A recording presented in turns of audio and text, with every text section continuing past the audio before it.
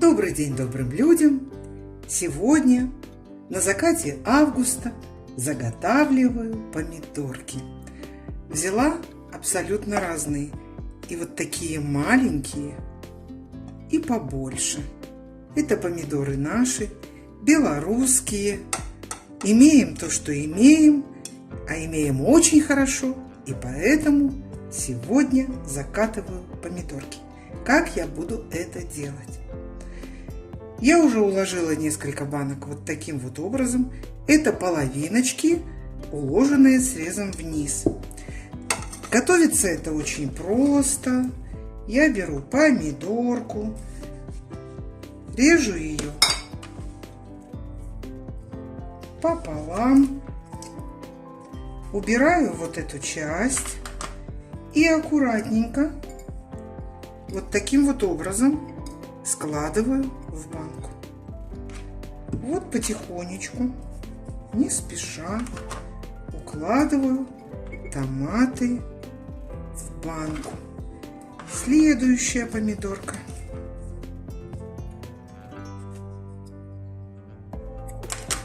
И опять укладываем в баночку. Так, мы уложили очередную баночку срезами вниз. Вот так вот аккуратненько. Беру следующую баночку. Баночки я заранее простерилизовала в обязательном порядке. И буду укладывать таким же образом опять новую баночку. Если помидорочку тяжело уложить, можно помочь ложкой. Ее перевернуть ложкой в банке. Она непослушная, не всегда они слушаются. Вот таким образом мы ее перевернули с помощью ложечки. Продолжаем дальше. Эту баночку я сделаю маленькие помидорки. Вот они у меня. Обязательно вырезаю вот эту часть центральную. Она нам не нужна. Вырезаю и буду укладывать. Нарезали. Теперь будем укладывать. Вот. Вот. Таким образом, маленьких по объему войдет в банку больше, потому что они плотнее лягут. Все зависит от того, какие помидорки у вас есть. Можно желтые, любые, можно красные, можно оранжевые. Любые помидорки под этот рецепт подходят. Первый этап нашей домашней заготовки завершен. Банки простерилизованы, помидорки уложены половинками, срезами вниз.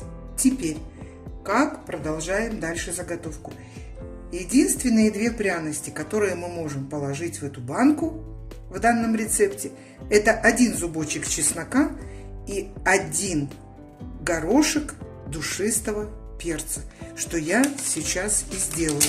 Я в каждую банку положу по одной горошинке душистого перца.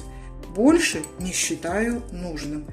Если вы хотите поострее, поароматнее, пожалуйста, ваше право. Я положу еще по одному зубчику чеснока. Больше не стоит. В моем рецепте нет ни единой капли любой кислоты или уксуса. После этого я сделаю рассол. Рассол будет состоять из следующих компонентов. На 1 литр воды я положу ровно 1 столовую ложку соли и 1 столовую ложку сахара. Кипящим рассолом я буду заливать каждую баночку. Еще я положу в каждую баночку понемножку сушеного чеснока. Вы можете положить свежий чеснок. Я положу у себя сушеный. Это нисколько не хуже свежего чеснока. Это тоже будет очень вкусно. Дальше готовлю рассол.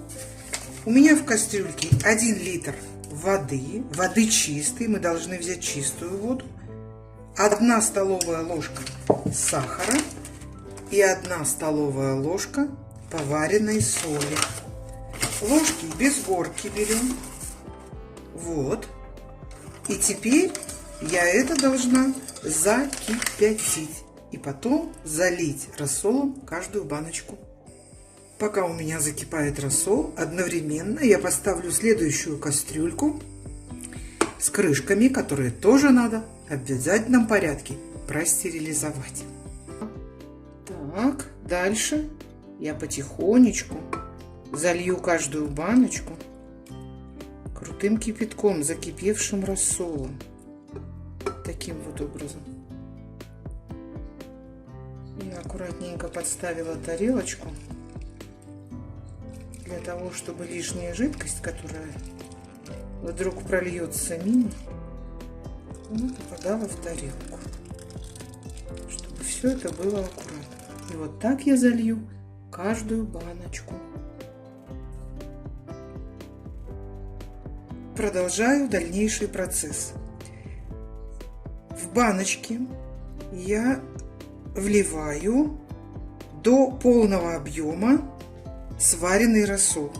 Ставлю в большую кастрюлю. В кастрюлю я положила тряпочку для того, чтобы не полопались банки. И теперь каждую баночку я прикрываю крышкой. Буду стерилизовать литровые банки в течение 5 минут. Для чего нужна стерилизация? Стерилизация в течение 5 минут – это гарантия безопасности нашей заготовки, поскольку я не положила ни одной капли уксуса.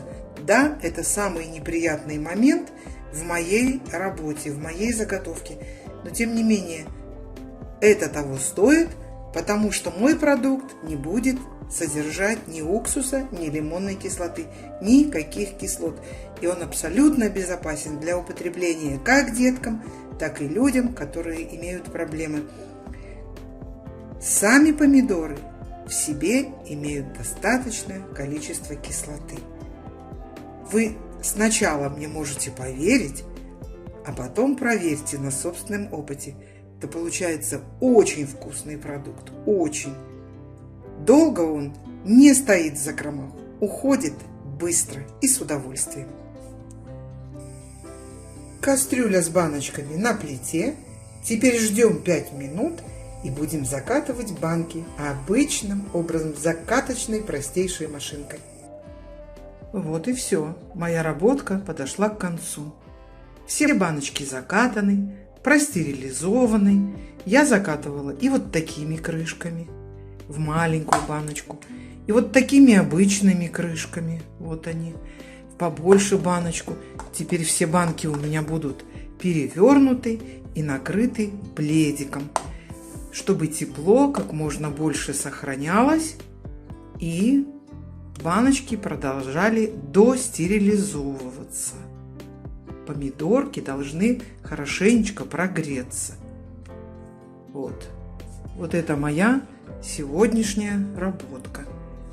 Вот так выглядят мои помидорки с обратной стороны. Вот и все. Это будет очень вкусно. Запах лета мы будем ощущать и воспринимать в течение последующего периода, последующих месяцев. Желаю вам успешной работки. Рецепт я обязательно пропишу в описании. Не бойтесь стерилизации. Рискните, потрудитесь. И успех вам обеспечен. Подписывайтесь на мой канал. Обязательно нажимайте на колокольчик. Не забудьте рассказать своим друзьям. Мне будет приятно, если вы оставите ваш комментарий. Добра и здоровья. Всего хорошего.